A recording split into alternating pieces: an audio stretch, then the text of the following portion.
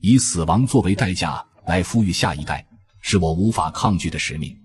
即便身體已經開始潰爛，但在我徹底消逝之前，我仍要跨越數千公里，拼盡全力回到出生的地方。那是我生命的盡头，也是下一代的起點，更是刻在基因裡的宿命，逃不掉，也躲不開。我叫鲑魚，一個為歸途而生的名字。我的故事始於一條清澈見底的河流。那時我還是一枚小小的卵胚，靜靜地依偎在河床的沙礫間，陽光透過河水灑下，仿佛帶着母親最後的體溫。水波微微蕩漾，光線在沙礫間游走，猶如生命的襁褓，托舉着我脆弱的呼吸。當一縷微光穿透卵殼的薄膜，我開始掙扎，那層柔軟的界限成了我生命中的第一道門。當我頂開它的那一刻，溫暖的河水瞬間撲面而來，那是我第一次看到這個世界。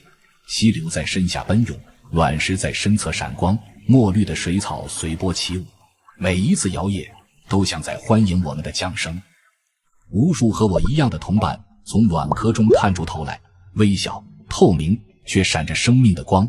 我們聚在一起，漂浮摆尾嬉戲，在這片溫柔的水域裡度過了生命中最短暫也最安寧的童年。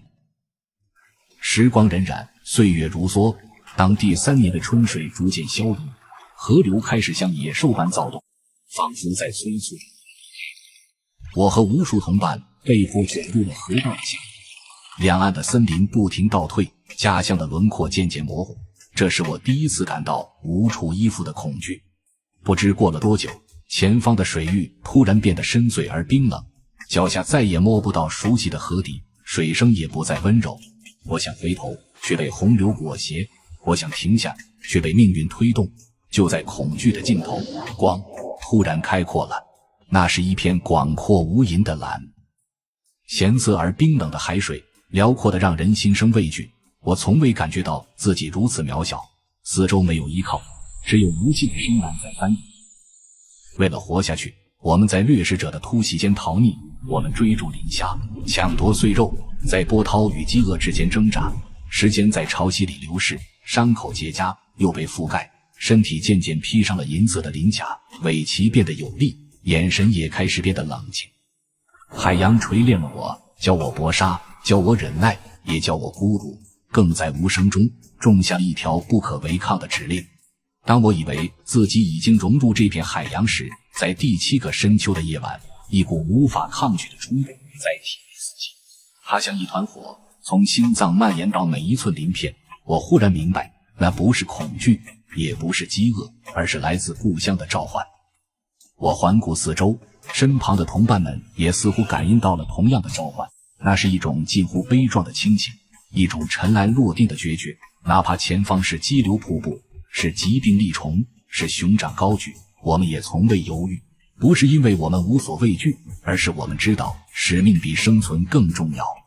無需言語，數萬條鮭魚同時轉向，朝着千里之外的故土奔湧而去。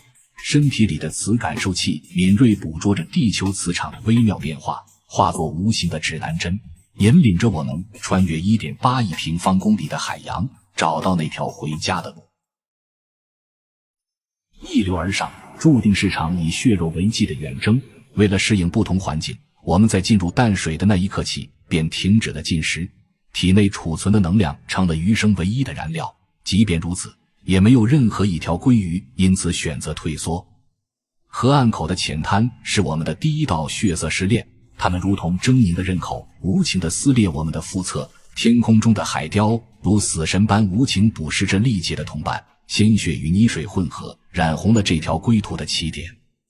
遠方，河流的咆哮漸近，瀑布的轟鳴如戰鼓雷響，淹沒了我們的心跳。水流如鐵，拍擊着每一寸皮膚。我們用殘破的身體去撕裂命運的水牆，躍起，跌落，再躍起。每一次擺尾都是對宿命的叩擊，每一次逆流都是對使命的獻祭。我看見水花裡閃過熟悉的靈光，那些并肩而行的身影被无情的水流吞噬，他們的身體撞上岩石，鳞片碎裂。那一瞬，宛如命運冷漠的掌聲，在嘲笑我們的渺小。我明白，命運不會憐憫任何生命。此刻的痛楚已不再是負擔，而是成为了力量的源泉。于是我们的队列再次聚拢，一群即将燃尽的生命正以最明亮的姿態逆流而上。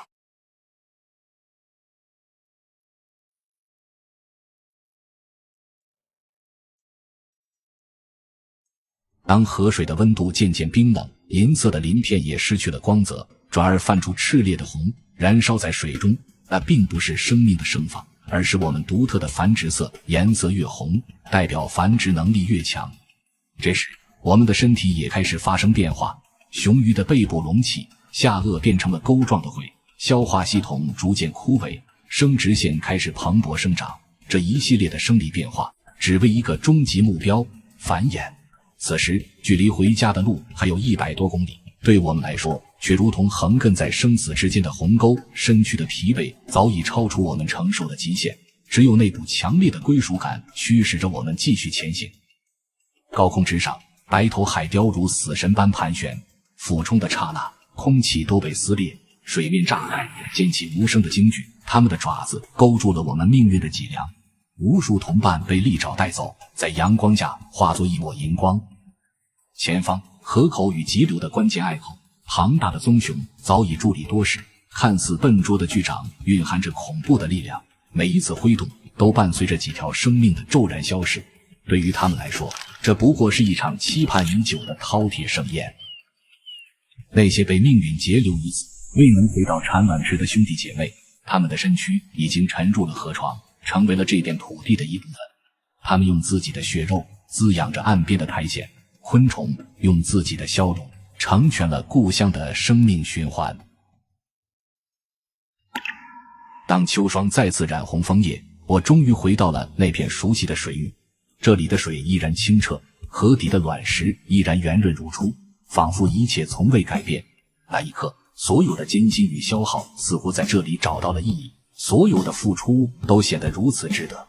我用盡最後一絲力氣，艱難地用尾鰭拋動河床的卵石，在熟悉的石縫中為即將到來的生命創造一個安寧的起點。這是我為他們精心布置的唯一禮物，沒有繁華的裝飾，沒有絢麗的光彩，只有對新生的深切希望與守護。當我的卵如珍珠般滑入石縫，心中最後一點熾熱的情感也隨之融化。我已無法再堅持，身體漸漸失去力量，意識似霧般散開，消散在這片寧靜的河床上。就在永恆的黑暗臨近時，我仿佛能感受到微小生命正從這些卵中悄悄甦起，儘管它們尚不懂得生存，只是懵懂的着實成長。我們的笑容成為了他們生命的第一份饋贈。伏在淺坑邊，我已無力起身，卻感到心底的責任正被延續。生命並未停止，只是換了另一種形態，悄然延續。我知道他們終會長大，沿着血脈的方向再次踏上那條歸途。終有一日，他們會循着那枚藏在體內的刺針，重走我們曾經的路，以腐朽托舉希望，以消逝孕育新生。這便是洄游的意義，也是生命最真實的模樣。